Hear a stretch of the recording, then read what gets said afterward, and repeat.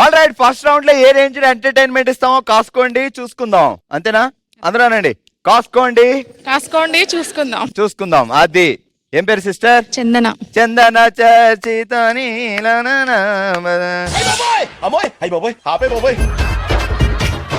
అది వన్మాన్ పేరేంటి? రవిశంకర్. సమ్మర్ లో కూడా వైఫ్ కూల్ గా ఉండాలంటే భర్త ఏం చేయాలి? ఏసీ తెచ్చి పెట్టాలి. నమ్మంటారా? ఆల్రెడీ బావగారు ఇంటి నిండా ఇంటి చుట్టూ పెట్టారు కదా, ఇంకా ఎన్ని కావాలి ఏసీలు? చల్లగా ఉండాలంటే ఈ మాత్రం ఎండలకు ఉండాలండి. ఆయనే ఒక ఏసీ పట్టుకొని పదే చందు అంటూ వెనకాల రావాలి. చందు అంటారా? లేదు, బుజ్జి అంటారు. బుజ్జి. ఏ చందు అంటే నచ్చదు ఆయనకి? అంటే ముందు నుంచి అలాగే అలవాటు అయిపోయింది. ఆయన పేరేంటి? చిన్నిగారా నానిగారా? ఏం లేదు, నేను కూడా బుజ్జి. నువ్వు బుజ్జి? ఇటు నుంచి అటు బుజ్జి, అటు నుంచి ఇటు బుజ్జి. అంతేనండి. ఒక బుజ్జిని ఇంకో బుజ్జి అని పిలిచినప్పుడు ఆ బుజ్జి ఈ బుజ్జిని బుజ్జి అని పిలిచినప్పుడు ఈ బుజ్జి ఆ బుజ్జిని పిలిచిందో, ఆ బుజ్జి ఈ బుజ్జిని పిలిచిందో, బుజ్జి బుజ్జిని పిలిచిందో, ఏ బుజ్జి ఏ బుజ్జిని పిలిచిందో తెలియక చూసిన బుజ్జీలందరూ కన్ఫ్యూజ్ అయ్యి వాళ్ళ బుజ్జీలను పిలవకుండా మీ బుజ్జీలే అనుకొని అసలు బుజ్జీలన్నీ బజ్జీలు తింటే ఏమవుతుందో ఈ పులివెందల్లో. ఎవరికైనా చూపించండి రా, వదిలేయకండి రా బాబు అలాగా. ఎన్ని సంవత్సరాలు అయింది ఘోరం జరిగి? 6 సంవత్సరాలు. 6 సంవత్సరాల క్రితం తెలిసి కూడా ఘోరం చేయాల్సిన అవసరం ఏంటి మీకు? అప్పుడు తెలియదు ఘోరం అంతే. సో అసలు భార్యలకి ఏ విషయాల్లో కోపం వస్తుంది, ఏ విషయాల్లో కోపం రాదు? 2 కోపం వచ్చే విషయాలు, 2 కోపం రాని విషయాలు చెప్పండి. అసలు కోపం తెప్పిస్తానే ఉంటారు మొగుళ్ళు అనమాట. ఆ తప్పు కూడా వాళ్ళ మీద వేస్తుంది గొడవలు. ఏ విషయం వినారనమాట. ఏ విషయంలో కోపం తెప్పిస్తారు? ఒక 2 ఎగ్జాంపుల్స్. చెప్పిన మాట వినరు. పెద్ద మాట అన్నాడు సార్. ఆయన చెప్పిన మాట మీరు వినరు కదా. మేము లేడీస్ అందరం వింటా అన్నట్టు బుర్ర ఊపుతారు అంతే. ఆ తర్వాత ఇది కరెక్ట్ గా చెప్పేవయ్యా. సో ఏ విషయాల్లో కోపం రాదు మీకు ఇంట్లో? ఇంట్లో హెల్ప్ చేస్తాడు బాగా, అప్పుడు కోపం రాదు. అప్పుడు ఎందుకు వస్తుంది పాపం? సో భర్తలందరూ చేయాల్సిన పని ఏంటంటే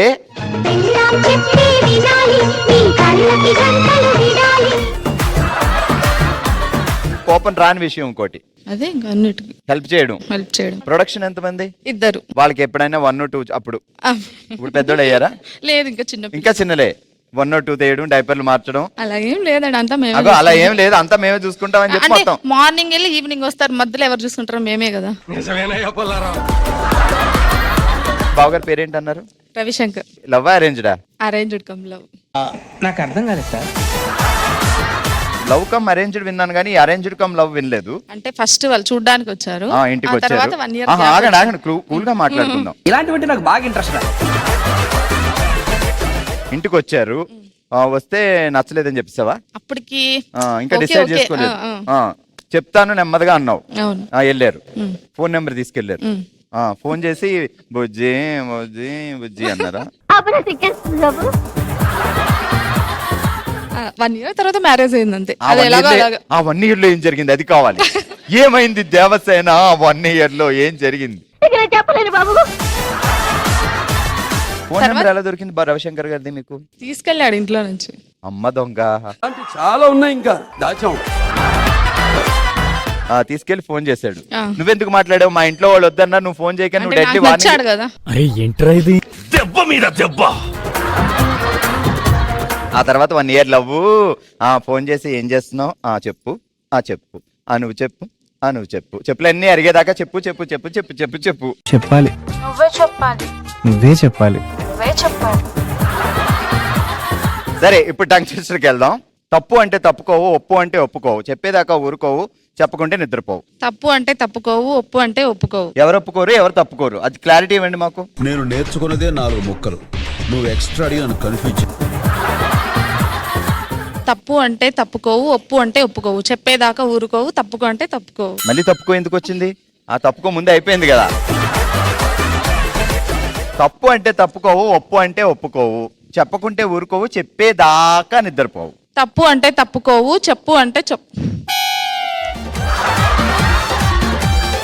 ఏ బుజ్జి అనండి, అప్పుడు వచ్చేద్ది. కమాన్. తప్పు అంటే తప్పుకోవు, ఒప్పు అంటే ఒప్పుకోవు, చెప్పేదాకా ఊరుకోవు, చెప్పకుంటే నిద్రపోవు. అమ్మయ్య, ఏదో ఒకటి అలా జరిగింది. హలో అండి. Yellow bright fellow. బ్రైట్ అచ్చా, ఎల్లో బ్రైట్ ఫెలో అనాలంట. Intelligent fellow. వాళ్ళు ఏది చెప్తే మనం అదే అనాలి. తేడా వచ్చిందంటే మా బావగారి పరిస్థితి మనకి అవుతుంది, జాగ్రత్త. ఓకే, బావగారి పేరేంటి? మహేష్. ఆ మహేష్. పిల్లుని మత్తుంది, స్టైల్ ఉంది. మహేష్, ఆ పిల్లుని వైబ్రేషన్స్ ఉన్నాయి. మా సిస్టర్ కి వైబ్రేషన్ రావట్లేదు. ఏది ఒకసారి మహేష్ అను. మహేష్ అదిగో ఊకు మరి వైబ్రేషన్ ఏది? హార్ట్ లో ఉంటదండి. హార్ట్. ఆ వైబ్రేషన్ మాకు తెలియాలి కదా మరి. ఇప్పుడు మహేష్ లో వైబ్రేషన్ అందరికీ కాదు, వస్తుంది, నాకు ఇప్పుడు ఒకటే. ఇప్పుడు బాడీలో ఇద్దాం.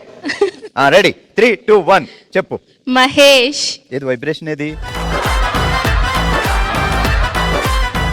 Ready with vibration. మహి అన్నావు కాబట్టి వైబ్రేషన్ అలా వచ్చి అలా వెళ్ళింది మెరుపు తీగలాగా. మొత్తం వైబ్రేషన్ రావాలంటే మహేష్ అక్కడ దాకా వెళ్తే full vibration. Ready start. Mahesh. చిన్న సెకండ్ ఎవరా నీలో? ఏదో మైకేల్ జాక్సన్ లాగా నేను ఊగుతున్నాను తప్ప నువ్వు వైబ్రేషన్ అవ్వట్లేదు. మీకు వైబ్రేషన్ వస్తుంది. నీ పేరేంటి సిస్టర్? హేమ. ప్రొడక్షన్ మొదలైందా లేదా? ఇంకా లేదు, న్యూలీ మ్యారీడ్. Newly married. ఎన్ని ఇయర్స్ అయింది? Just 8 months. 8 months. కొత్త పెళ్లి కూతురు రారా. ఏ హీరోలా ఉంటాడు బాబు? మహేష్ బాబేనా అది పేరు అలా ఉంది, వేరే హీరోలా ఉంటాడా? అలానే ఉంటారండి. As it is Mahesh Babu. As it is అంటే నాకు అలానే అనిపిస్తారు చూడగానే మహేష్ బాబు. వాళ్ళ పేరెంట్స్ కి ఎలా తెలిసిందంటావు? పుట్టగానే వీడు మహేష్ బాబులా ఉంటాడు, అలా ఆవిడికి మహేష్ బాబులా కనపడతాడు అని డిసైడ్ చేసుకొని మరి మహేష్ బాబు పేరు పెట్టారంట. మహేష్ బాబు జాతకం చూసి హేమ అనే వైఫ్ వస్తుంది వీడికి. ఆ హేమ వీడిని మహేష్ అని పిలిచి వైబ్రేట్ అవుద్ది, అందుకని మనం వీడికి మహేష్ అని పేరు పెట్టాలని అప్పట్లో డిసైడ్ చేశారు. Wow, what a great, what a great. ఓ ప్లానింగ్, ఓ పద్ధతి, ఓ విజన్. సరే, పెళ్ళైంది కొత్త కాబట్టి ఏం పెద్దగా తెలీదు, కానీ ఎలాంటి విషయాల్లో నీకు కోపం వస్తుంది, ఎలాంటి విషయాల్లో కోపం రాదు? నాకు నచ్చినవి అతనికి నచ్చవు. అక్కడ కోపం వచ్చేస్తుంది. ఏం చేస్తావు కోపం వస్తే? ఏమన్నా ఇస్రాలు అవి చేస్తావా అప్పుడే? ఇంకా లేదండి. ఇంకా లేదు. ఏం విసరాలో డిసైడ్ అయ్యావా? ఈజీగా నీకు నచ్చింది ఆయుధం ఏంటి? అప్పడాల కర్ర, అట్ల పుల్ల, రెండాట్లో ఒకటి చూజ్ చేసుకోమంటే ఈమె రెండు వదిలేసి చీపిరి కట్టు చూజ్ చేసుకుంటది, నాకు అర్థమైంది. అత్తయ్య గారు కానీ వచ్చారా ఇక్కడికి? లేదు, అమ్మ వచ్చారు. అమ్మ నమస్తే. పిన్ని ఎక్కడా? అక్కడ. పిన్ని చెయ్యత్తవా పిన్ని? మహేష్ బాబు గారు లాంటి అల్లుడు వచ్చాడు పిన్ని, అందుకే మా పిన్ని చూసారా ఎంత హ్యాపీగా ఉందో. హేమ గారు జాగ్రత్తగా వినండి. అల్లం బెల్లం అనవసరంగా అలిగింది పెళ్ళం, గల్లెం కొళ్ళెం గోడ మీద దాచిపెట్టింది పళ్ళెం. అల్లం గొల్లెం. అల్లం బెల్లం అనవసరంగా అలిగింది పెళ్ళం, బల్లెం గొళ్ళెం గోడ మీద దాచిపెట్టింది పళ్ళెం. అల్లం బెల్లం అనవసరంగా అలిగింది పెళ్ళం, గూట్లో పెడితే. గూట్లో ఈ గూడు ఎక్కడి నుంచి? గొల్లెం కళ్ళెం గోడ మీద దాచిపెట్టింది పళ్ళెం. అల్లం బెల్లం అనవసరంగా అలిగింది పెళ్ళం, గొల్లం గల్లెం గోడ మీద దాచింది బల్లెం. బల్లెమా?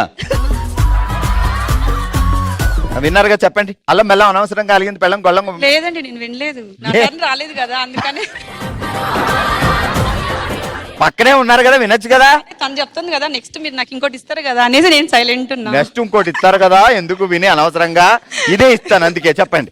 అల్లం బెల్లం అనవసరంగా అలిగింది పెళ్ళం, గొల్లెం బెల్లం గోడ మీద దాచిపెట్టి. ఇది నాకు ఇంకోటి ఇయ్యండి, ఇది వద్దు నాకు. ఇంకోటి ఇయ్యండి అంటారేంటి? ఈ ఏమన్నా స్వీట్లా? ఒకటి కాకపోతే ఒకటి తేడానికి. మాది స్వీట్ షాపే అండి, అందుకనే. సిస్టర్, ఏ స్వీట్ ఫేమస్ మన షాప్ లో? మైసూర్ పాక్. అరే వెళ్ళేటప్పుడు 100 kg మైసూర్ పాక్ ఫ్రమ్ మా బావగారు షాప్. సో ఎలాంటి విషయాల్లో కోపం వస్తుంది, ఎలాంటి విషయాల్లో కోపం రాదు? సో నీకు ఇంట్లో షాపింగ్ తీసుకెళ్తే కోపం రాదు. తీసుకెళ్ళను అంటే కోపం వస్తుంది. ఆటోమేటిక్ గా వస్తుంది. ఏమండో ఇది విన్నారా? ఆటోమేటిక్ గా వస్తుంది. ఇంకా అంతే, మాకు హెల్ప్ చేయకుంటే కోపం వస్తుంది. హెల్ప్ చేస్తే కోపం రాదు. అస్సలు రాదు. అయ్యో అబ్బా, ఎన్ని సంవత్సరాల నుంచి ఆయన హెల్ప్ చేయడం జరుగుతుంది ఇంట్లో? 24 years. 24 years. ఇంకో నెక్స్ట్ ఇయర్ సిల్వర్ జూబ్లీ. తిట్టుకుంటూ ఉండరున్నా నన్ను తప్పుకుంటూ సూపర్. చెప్పండి. అల్లం బెల్లం అనవసరంగా అలిగింది పెళ్ళం, గొల్లెం కళ్ళెం గోడ మీద దాచిపెట్టింది పళ్ళెం. అల్లం బెల్లం అనవసరంగా అలిగింది పెళ్ళం. ఎందుకంటే అనవసరంగా అలుగుతారు? ఏ వేరే రీజన్ లేకపోయినా అలుగుతాం అవసరం అంటారా? వాళ్ళు బుజ్జగిస్తే బాగుంటదండి. నాకు ఈ ఐడియా తట్టలేదు యువర్ ఆనర్. బాగుంది. చెప్పండి అయితే. అయిపోయింది, నాకు గుర్తులేదు, మళ్ళీ చెప్పండి. అల్లం బెల్లం అనవసరంగా అలిగింది బెల్లం, గొల్లెం కళ్ళం, గోడ మీద దాచిపెట్టింది బెల్లం. గొల్లెం కల్లం, ముందు నుంచిరా.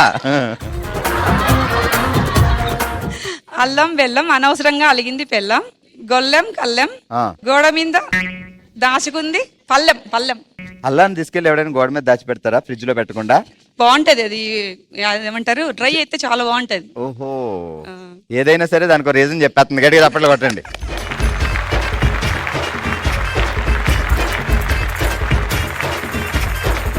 ఆల్రైట్, చూసారు కదా ఏ విషయంలో జాగ్రత్త పడాలో, ఎక్కడ కోపం వస్తుందో, ఎక్కడ కోపం రాదో అన్ని తెలుసుకున్నాం. కాబట్టి ఇదే హుషారుతో మరింత ఎంటర్టైన్మెంట్ కోసం మూవ్ అయిపోదాం మన నెక్స్ట్ రౌండ్ కి. Let's start. ఓ శివంగి, ఓ శివంగి, సెటప్ ప్లీజ్. ఆల్రెడీ ఈరోజు ఓ శివంగిలో మనం ఆడుతున్నాం మ్యాచ్ కరో అనే ఆట. ఎలా ఆడాలి, ఏంటి రూల్స్ అంటే, ఇగో ఇక్కడ నా దగ్గర ఒక 2 రౌండ్స్ ఉన్నాయి అనమాట. దీని మీద కొన్ని బొమ్మలు ఉన్నాయి, దీని మీద కొన్ని బొమ్మలు ఉన్నాయి. మీరు ఇలా ఉండి అలా తిప్పాలి. మీకు 10 ఛాన్సులు ఇస్తా. అలా తిప్పినప్పుడు ఏదో ఒక ఛాన్స్లో మ్యాచ్ అవ్వాలి. వావ్, ఎస్, అలా మ్యాచ్ చేస్తే 1 పాయింట్ వస్తుంది. సో 10 టైమ్స్లో ఎన్నిసార్లు మీరు మ్యాచ్ చేయగలిగితే అన్ని పాయింట్లు వచ్చేస్తాయి. 10 టైమ్స్ మ్యాచ్ చేయగలిగారు అనుకోండి, 10 పాయింట్స్. ఆల్రెడీ మనం ఆడుతున్న మ్యాచ్ కరో అనే ఆట ఆడడానికి ముందుగా వచ్చారు శ్రీదేవి గారు. సో శ్రీదేవి గారు, అక్కడ ఒక శోభన్ బాబు ఉన్నాడు, ఇక్కడ ఒక సూపర్ స్టార్ కృష్ణ ఉన్నారు. సో కృష్ణ గారిని, శోభన్ గారిని ఇలా అంటూ మ్యాచ్ చేయాలన్నమాట మీరు. ఓకే శ్రీదేవి గారు, 3, 2, 1 స్టార్ట్. రాలేదు, అక్కడ దాకా వచ్చి కొంచెం మిస్ అయింది. అలా కాదు, 2 పక్క పక్కన రావాలి. థర్డ్,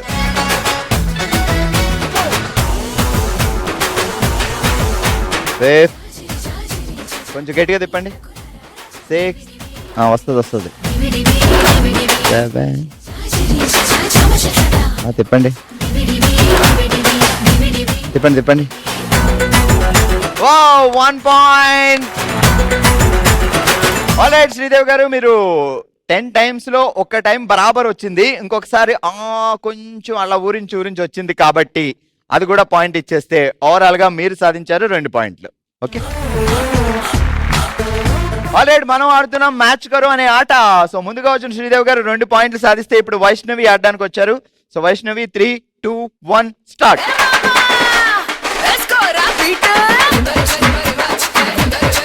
రాలేదు, 1 పాయింట్. 2 పాయింట్స్. 3, గట్టిగా తిప్పండి. 4, 5 పాయింట్స్. తిప్పండి. 6 పాయింట్స్. సూపర్, వైష్ణవి గారు సాధించారు 6 పాయింట్లు. ఆల్ రైట్, మనం ఆడుతున్నాం మ్యాచ్ కరో అనే ఆట. నెక్స్ట్ ఆడడానికి శ్రీవల్లి గారు వచ్చారు. శ్రీవల్లి గారు రెడీయా? జాగ్రత్త, మనం 6 దాటాలి, మన target 6. Ready, 3, 2, 1 start. 1 point. Super. ఓ మిస్ అయింది, త్రుటిలో తప్పింది. 2 పాయింట్స్. 3 పాయింట్స్.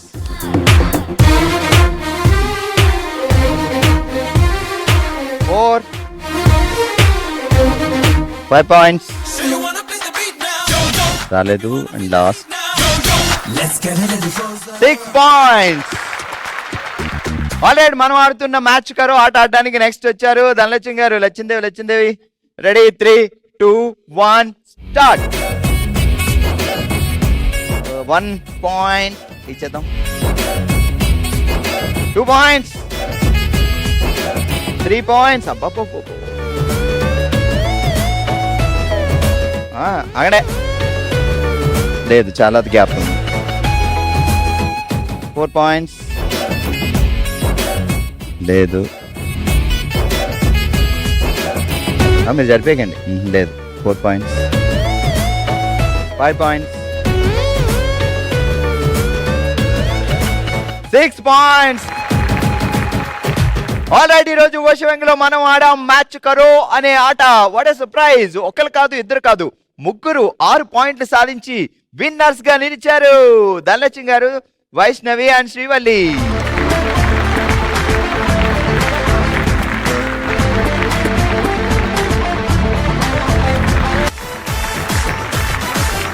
మన నెక్స్ట్ రౌండ్ మనసులో మాట. మనం అందరం ఒక కుటుంబంగా భావించి తన మనసులో మాటని మనతో షేర్ చేసుకోవడానికి ఇప్పుడు మన ముందుకు వస్తున్నారు మంజుల గారు. మంజుల గారు ఎలా ఉన్నారండి? బాగున్నానండి. సో అంతా మన ఫ్యామిలీయే, మనోళ్ళే.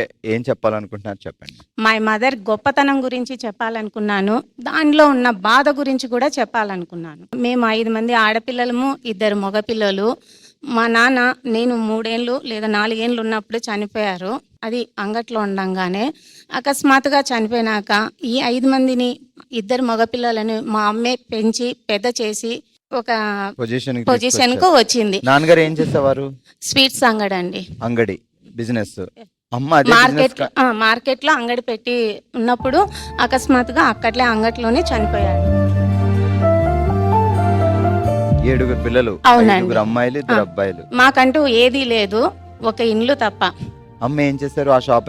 అమ్మ ఒక 3-6 మంత్స్ తర్వాత పిల్లల్ని పస్తులు పెట్టడం ఎందుకని అదే వృత్తిని కొనసాగించి మమ్మల్ని ఒక దారికి తీసుకొచ్చింది. ఆ స్వీట్ షాపే ఆమె రన్ చేసి సో ఇంటి దగ్గర పనులు చేసి మళ్ళీ షాప్ కి వెళ్ళి షాప్ లో పనులు అంగడి పెట్టేసి. ఇప్పుడు ఈ రోజుల్లో ఒక బాబున ఒక పాప ఉన్నా వాళ్ళని పెంచడం, వాళ్ళు చూసుకోవడం అనేది టఫ్. అలాంటిది 7 పిల్లల్ని ఆమె చూసుకుంటూ షాప్ లో వర్క్ చేసుకుంటూ. సో అమ్మమ్మ, తాతయ్య ఎవరు లేదండి, ఎవరి సపోర్టు లేదు. ఏం పేరు అమ్మగారి పేరు? శాంతమ్మ. ఇప్పుడు ఉన్నారా అమ్మగారు? లేదు, ఒక 5 years బ్యాక్ చనిపోయినారు. సో అందరికి 7 పిల్లలకి లేదు, 5 మందిలో ఒక అమ్మాయి తెలియదు. 4 పెళ్లిళ్ళు అయినాయి, 2 మగపిల్లలకు పెళ్లి కాలేదు. అమ్మగారు చనిపోయారు. అప్పుడు అమ్మ చనిపోయినప్పటికీ నాకు 2 years మ్యారేజ్ అయ్యి. సో ఇంకా పెళ్లి కావాల్సిన ఒక అమ్మాయి ఉంది, 2 అబ్బాయిలు. అవునండి. సో ఎట్లా తర్వాత అమ్మ తర్వాత ఎవరు రెస్పాన్సిబిలిటీ తీసుకొని? రెస్పాన్సిబిలిటీ అంటే మా హస్బెండ్ వచ్చి అమ్మ లేదు కదా, నువ్వే ఉండి చేయాలా, ఎట్లా నాకు వర్క్ ఫ్రమ్ హోమ్ కదా అని మా తమ్ముళ్ళకు సపోర్ట్ గా నన్ను ఉన్నిచ్చారు. కానీ ఏదైనా 10th క్లాస్లో చదివేటప్పుడు వాళ్ళ నాన్న, వాళ్ళ పేరెంట్స్ ఎవరన్నా వచ్చి వదిలిపెట్టి ఉన్నప్పుడు నాకు మా నాన్న లేడే అని అనిపిస్తుంది. కనీసం పెళ్ళప్పుడు కూడా మా నాన్న మా అమ్మ ఉంటే మాకు కన్యాదానం చేసేవాళ్ళే కదా, మా నాన్న లేని దాని వల్లే కదా మా అమ్మ మాకు కన్యాదానం చేయకుండా ఉండింది. ఆ టైంలో మీరే కాదు శాంతమ్మ గారు కూడా చాలా బాధపడి ఉంటారు. ఎంతమంది ఆడపిల్లల్ని కన్నా కూడా నాకు కన్యాదానం చేసేదా లేదే అని మా అమ్మ చాలా బాధపడింది. ఎవరు చేశారు మీ అందరికి కన్యాదానం? ఫస్ట్ అక్కకు మా మేనమామోళ్ళు చేశారు, మిగతా వాళ్ళు అక్క వాళ్ళ హస్బెండ్, అక్క వాళ్ళు చేశారు. అన్ని బాగున్నాయి, ఇంకా అన్ని మానేసినాం. స్వీట్స్ అంగడి మా అమ్మని కష్టపెట్టకుండా చూసుకుందాం అనుకుండే లోపు ఒక 2 years నా మ్యారేజ్ అయిపోయినాక మా అమ్మ చనిపోయారు. కానీ అదే టైంలోనే నాకు ప్రెగ్నెన్సీ కన్ఫర్మ్ అయ్యింది. నాకు ఫుల్ వామిటింగ్స్, ఏమి తినడానికి కూడా చేసి పెట్టేవాళ్ళు లేరు. ఆ టైంలో నా అమ్మ నాకు చాలా గుర్తుకొచ్చిండేది. అన్ని చూసేదే కదా, నాకు అటువంటి అదృష్టం లేకపోయినా అని బాధపడినాను. మీకు పాప బాబా? అప్పుడు ఫస్ట్ పాప పుట్టింది, మా అమ్మే తిరిగి వచ్చింది అని నేను అనుకున్నాను. డెఫినెట్ గా అమ్మ, మీ అమ్మగారే మళ్ళీ మీ దగ్గర ఉన్నారు. మా అమ్మే వచ్చింది, ఆ మంత్ లోనే నాకు నిలబడింది. కాబట్టి my mother is coming back. Exactly. మనకి ఇష్టపడే వాళ్ళు, మనల్ని ఇష్టపడే వాళ్ళు ఎప్పటికీ మన నుంచి దూరం కారు. వాళ్ళు భౌతికంగా ఉన్నా లేకపోయినా అక్కడి నుంచి అయినా చూస్తూ ఉంటారు, ఏదో ఒక రూపంలో మన చుట్టూనే ఉంటారు. సో ఒక సిస్టర్ కి మ్యారేజ్ చేస్తారా ఇప్పుడు? ఇంకా లేదండి, తనకి మైండ్ అబ్సెంట్. సో పెళ్లి చేయొద్దు అనుకున్నారు. ఇప్పుడు బ్రదర్స్ కి పెళ్లి చేసే బాధ్యత మీది. అవునండి, చూస్తున్నారు. గ్రేట్. మా మదర్ లేకపోయినా అమ్మ బాధ్యతలు మీరు తీసుకొని మిగతా తమ్ముళ్ళకి కూడా లైఫ్ సెట్ చేస్తే, సో మీరు అందరూ హ్యాపీగా ఉంటే తను ఎక్కడున్నా, నాన్నగారు ఎక్కడున్నా, కాబట్టి my mother is always great. అమ్మ అంటేనే గ్రేట్. మనం అందరం హ్యాపీ ఫీల్ అవ్వాలి. పేరెంట్స్ ఉన్న వాళ్ళందరూ చాలా అదృష్టవంతులు. సో ఎనీవే, ఇది మీ కుటుంబం అనుకొని వచ్చారు, మీ మనసులో బాధను మా అందరితో షేర్ చేసుకున్నారు. మీరు ఎప్పుడు హ్యాపీగా ఉండాలి.